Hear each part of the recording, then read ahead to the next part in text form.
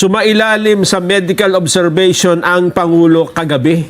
Hindi nakauwi ng magdamag dyan eh. Ha? Oho, saan siya galing? Under observation eh. Oho. Sa St. Luke's. So talagang dinala sa ospital talaga? Dinala sa ospital. Gabing-gabi. Galing sila sa? Sa Malacanang. Ganon. Pakinggan na lang natin siguro sige, yung sige, official pakinggan statement. natin. Oh. Yusek Claire Castro para malinawan ho natin. Ano ba talaga nangyari?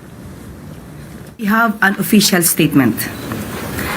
The President spent the night under medical observation as a precautionary measure after experiencing discomfort.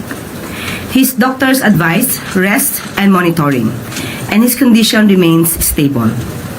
The President continued to carry out his responsibilities while under medical observation and has returned to Malacanang.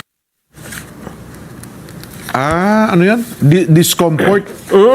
May tanong pa, ituloy na isulod na natin. Ano ba ang tanong? Ha? Para sige. dire-diretso na. Tuloy pa. Sige, sige.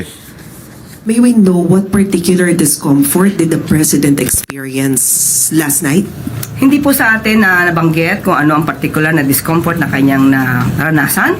But ang maimportante po rito at dapat natin maipaalam sa ating mga kababayan na siya po ngayon ay muling nagtatrabaho at nasa Malacanang. Siya po ay nasa maayos na kalagayan at mamayang hapon po ay magkakaroon pa po siya ng 2 pribadong meeting.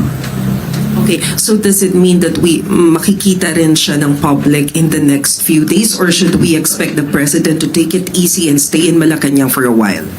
Sa ngayon po ay may pribado mga meetings po, so makikipag-ugnayan na po siya sa iba. Pa?